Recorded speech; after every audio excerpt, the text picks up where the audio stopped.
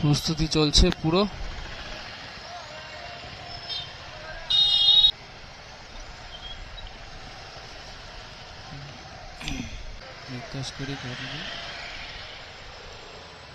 কাকু প্রোগ্রামটা কি আজকে হবে? প্রোগ্রাম আজকে হবে?